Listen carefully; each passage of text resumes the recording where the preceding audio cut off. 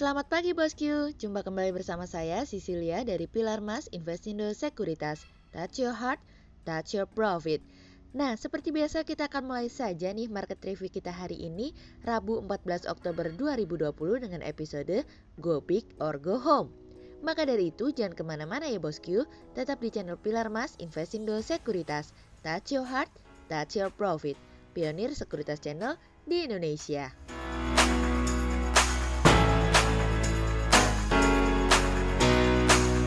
Seperti biasa kita akan mulai dari Global Economics Calendar. Ada berita dari US NFIB Small Business Optimism yang naik dari sebelumnya 100,2 menjadi 104. Kemudian ada dari US CPI month on month yang turun dari sebelumnya 0,4% menjadi 0,2%, sementara year on year naik dari sebelumnya 1,3% menjadi 1,4%. Kemudian ada dari Euro ZEW Survey Expectations yang turun dari sebelumnya 73,9 menjadi 52,3. Kemudian beralih ke corporate news, ada berita dari PT Pelita Samudra Shipping Tbk atau PSSI yang berhasil mengamankan kontrak jangka panjang sebesar 101 juta US dollar per September 2020, termasuk pencapaian kontrak baru dari iqplus.info. Kemudian ada dari PT PP Tbk atau PTPP yang telah menyelesaikan pembangunan proyek dermaga 4 pelabuhan penyeberangan Merak Bakauheni dari kontan.co.id. Kemudian ada dari PT Indika Energi Tbk atau INDY yang menyampaikan pihaknya telah mengeluarkan dana sekitar 4,26 miliar rupiah untuk kegiatan eksplorasi pada bulan September 2020 dari iqplus.info. Kemudian pada perdagangan hari Selasa tanggal 13 Oktober 2020, IHSG ditutup menguat 39 poin atau 0,78% menjadi 5.132. Sektor keuangan, aneka industri dasar bergerak positif dan menjadi kontributor terbesar pada kenaikan IHSG kemarin.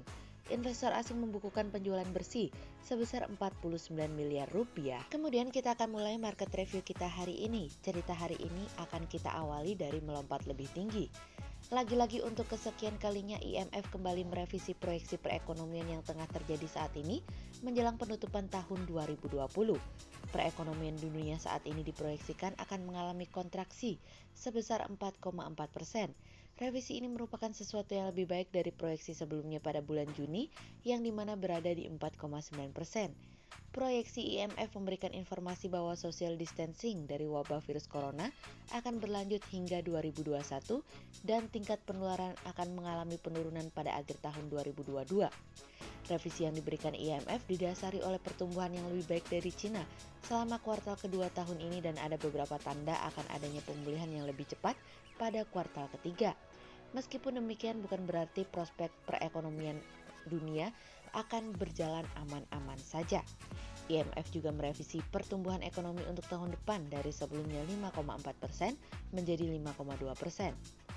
Pasar negara berkembang terlihat akan mengalami kontraksi sebesar 3,3% tahun ini. India berpotensi mengalami penurunan lebih dari 10%. Ekonomi Amerika diperkirakan juga akan mengalami penurunan hingga minus 4,3% tahun ini. Perekonomian yang mengalami kontraksi di Inggris, France, Italia, dan Spanyol berpotensi mengalami kontraksi sebesar 10%. Berbicara terkait dengan masalah utang di negara maju, ada kemungkinan akan mencapai 125% dari GDP pada akhir tahun 2021 nanti. Dan di emerging market berpotensi mengalami peningkatan hingga 65% dari GDP. Untuk Indonesia sendiri, IMF kembali memprediksikan pertumbuhan ekonomi Indonesia akan mengalami kontraksi sebesar minus 1,5% pada tahun 2020. Namun, tahun depan perekonomian Indonesia diperkirakan akan mengalami kebangkitan. IMF juga memprediksi pertumbuhan ekonomi Indonesia tahun 2021 akan mencapai 6,1%. Kabar positifnya adalah dari berbagai negara emerging market lainnya, kontraksi perekonomian di Indonesia terbilang rendah. IMF memperkirakan pertumbuhan ekonomi Malaysia berada di minus 6%, Brasil minus 5,8%, India minus 10,3%, Meksiko minus 9%, Thailand minus 7,1%, dan Filipina minus 8,3%. Untuk Cina sendiri, diperkirakan tahun ini pertumbuhan ekonomi akan tumbuh positif 1,9%. Namun tahun 2021 akan mencapai 8,2%, pertumbuhan tertinggi dari negara lainnya. Pertumbuhan Amerika sendiri berpotensi untuk berada di 3,1% pada tahun 2021. Memuncaknya pertumbuhan ekonomi Cina akan menjadi bekal tersendiri bagi Indonesia. Pasalnya Cina sebagai mitra dagang terbesar bagi Indonesia tentu sedikit banyak akan mendorong perekonomian Indonesia juga untuk mengalami kenaikan. Oleh sebab itu kalau kita lihat pada tahun depan Indonesia juga dapat bangkit dari keterpurukan tahun ini. Kemudian cerita selanjutnya datang dari Indonesia sudah, saatnya Singapura. Setelah pertemuan Bank Indonesia yang membuat market gegap gempita kemarin, ditambah dengan bumbu mergernya 3 bank syariah, Bank BRI Syariah, Bank BNI Syariah, dan Bank Syariah Mandiri, plus sedikit madu dari kehadiran vaksin yang datang lebih awal, membuat pasar mengalami golden momentumnya kemarin. Penguatan yang didukung oleh ekspektasi dan harapan akan perekonomian yang kian membaik tentu menjadi salah satu modal penting saat ini untuk menopang optimisme pasar. Pertanyaannya adalah apakah akan bertahan hingga hari ini? Dari gegap gempitanya Indonesia saat ini menuju ke Singapura, yang dimana ada kemungkinan juga tidak akan mengubah kebijakan moneternya untuk menjaga perekonomian Singapura untuk tetap berada di jalur pemulihan. Otoritas moneter Singapura masih menggunakan mata uang sebagai salah satu kebijakan utamanya daripada adjustment tingkat suku bunga. Monetary Authority of Singapore yang biasanya membuat keputusan terkait dengan kebijakan 2 kali dalam setahun pada bulan April dan Oktober, ada kemungkinan untuk memberikan informasi terkait dengan langkah-langkah lanjutan untuk pemulihan perekonomian. Dalam pengumuman terakhirnya, MAS menurunkan mata uangnya untuk memiliki nilai tukar yang lebih lemah untuk mencegah deflasi dan mendorong perekonomian yang bergantung pada ekspor. Singapura juga mengalami penurunan tingkat pertumbuhan ekonomi terburuk dalam sejarah, ditambah lagi dengan kemungkinan naiknya NPL dan tutupnya beberapa sektor usaha yang semakin menekan perekonomian pada tahun 2021 nanti. Pemerintah Singapura sejauh ini telah memperkirakan akan mengalami kontraksi sebesar 5% hingga 7%, yang dimana angka tersebut yang terburuk sejak 50 tahun yang lalu. Namun apakah situasi dan kondisi membaik saat ini? Hari ini mungkin akan menjadi pembuktian karena Singapura akan mengeluarkan data pertumbuhan ekonomi kuartal ketiga. Secara proyeksi ada kemungkinan bahwa data pertumbuhan ekonomi Singapura akan membaik hari ini, yang dimana tentu akan menjadi katalis positif bagi perekonomian dalam negeri. Mengapa demikian? Karena Singapura merupakan mitra dagang terbesar nomor 3 bagi Indonesia. Membaiknya Singapura tentu sedikit banyak akan memberikan impact terhadap Indonesia. Melemahnya mata uang Singapura menandakan bahwa mereka akan terus terfokus terhadap pertumbuhan perekonomian dengan mendorong lebih banyak ekspor. Peta pemulihan akan menjadi fokus berikutnya, khususnya bauran kebijakan fiskal dan moneter untuk mendorong proses pemulihan agar dapat berlangsung lebih cepat dan kuat untuk memberikan arah bagi perekonomian Singapura khususnya di masa depan. Sejauh ini pemerintah telah menjanjikan akan memberikan sekitar 100 miliar dolar Singapura atau sebesar 73,8 miliar dolar sebagai bentuk stimulus jangka panjang untuk memberikan subsidi terkait dengan upah, transformasi digital, reskilling operations, dan pinjaman tunai. Kemudian cerita selanjutnya datang dari micin untuk IHSG. Pergerakan IHSG cukup positif pada awal pekan ini, di mana sentimen baik dari dalam negeri maupun luar negeri ikut mendukung kenaikan tersebut. Dari dalam negeri, Bank Indonesia kembali menahan suku bunga pada level 4%. Kami melihat hal tersebut sebagai pertimbangan yang besar bagi Bank Indonesia guna mendukung pemulihan ekonomi nasional dan juga stabilitas nilai tukar yang cukup penting peranannya dalam menjaga fluktuasi di pasar keuangan. Selain itu, Bank Indonesia menyampaikan 5 kebijakan lanjutan. Pertama, melanjutkan upaya stabilisasi nilai tukar rupiah agar sejalan dengan fundamentalnya dengan menjaga bekerjanya mekanisme pasar. Kedua, memperkuat strategi operasi moneter guna memperkuat posisi atau stance kebijakan yang akomodatif. Ketiga, mempercepat langkah-langkah pendalaman pasar uang dan falas melalui pengembangan infrastruktur sarana penyelenggaraan transaksi berbasis sistem elektronik. Keempat, memperkuat implementasi kebijakan untuk mendorong unit usaha mikro, kecil, dan menengah atau UMKM melalui peningkatan korporatisasi, akses pembiayaan, dan digitalisasi. Terakhir, memperkuat ekosistem ekonomi dan keuangan digital untuk mendukung pemulihan ekonomi. Kelima hal tersebut tentu dinilai cukup positif guna mendukung perekonomian dalam negeri.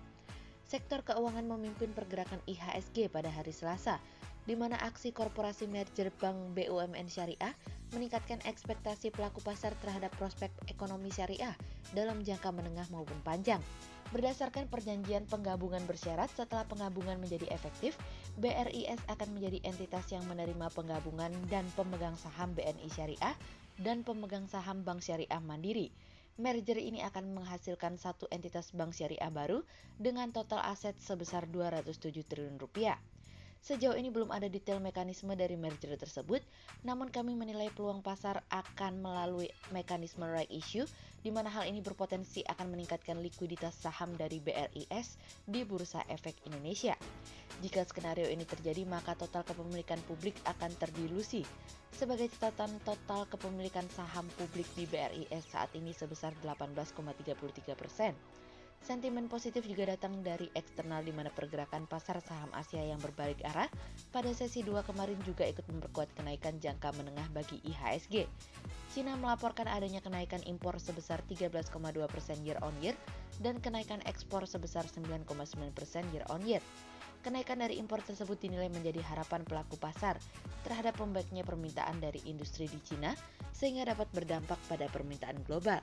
Sehingga berdasarkan technical analisa, kami melihat saat ini IHSG memiliki peluang bergerak bervariatif dengan potensi menguat dan ditradingkan pada level 5061 hingga 5189. Namun kami memberikan peringatan untuk hati-hati pada hari ini karena ada potensi penurunan dengan probabilitas yang cukup besar mungkin akan terjadi.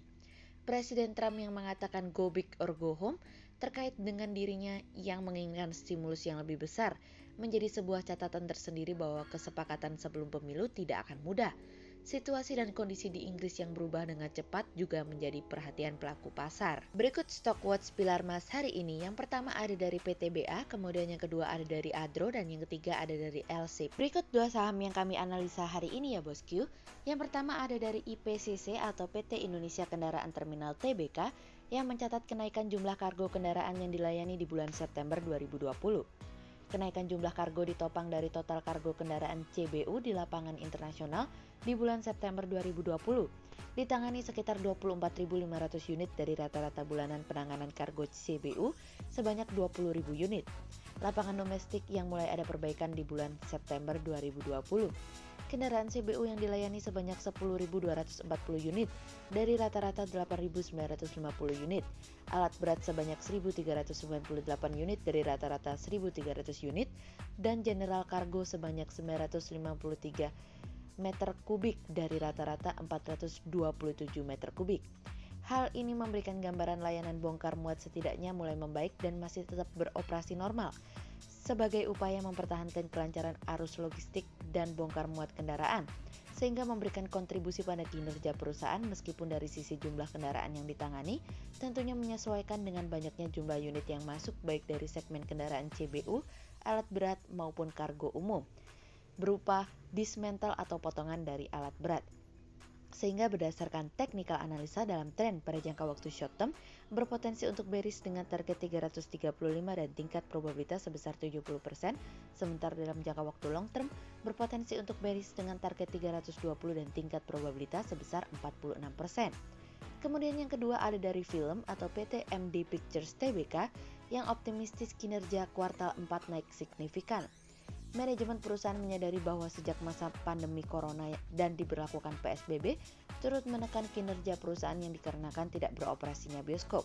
Namun adanya keputusan pelonggaran PSBB di Jakarta, di mana pemerintah daerah DKI membuka kembali layar bioskop dengan tetap memperhatikan protokol kesehatan, tentunya memberikan harapan bagi kelangsungan perfilman atau industri kreatif sehingga dapat menjaga arus kas operasional perusahaan.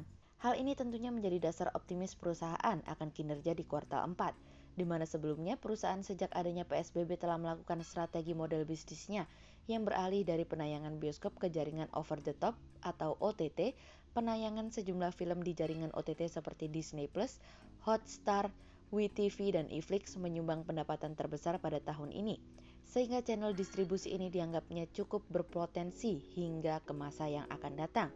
Sehingga berdasarkan technical analisa dalam tren pada jangka waktu short term berpotensi untuk bullish dengan target 215 dan tingkat probabilitas sebesar 53%, sementara dalam jangka waktu long term berpotensi untuk bullish dengan target 250 dan tingkat probabilitas sebesar 59%.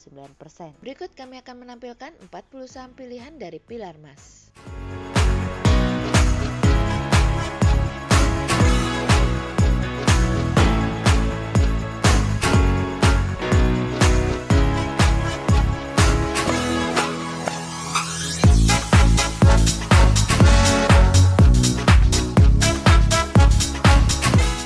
untuk review market kita kali ini ya Bosku. Untuk info lebih lengkapnya Bosku bisa download PDF dengan klik link di bawah video ini atau bisa juga langsung akses ke website kami di www.pilarmas-investindo.co.id. Dan jangan lupa untuk selalu jaga kesehatan buat para Bosku ya. Kita akan bertemu lagi besok pagi untuk market review yang berikutnya. Jadi jangan lupa like, subscribe, dan tonton terus channel Pilar Mas Investindo Sekuritas. Touch your heart, touch your profit. Pionir Sekuritas Channel di Indonesia.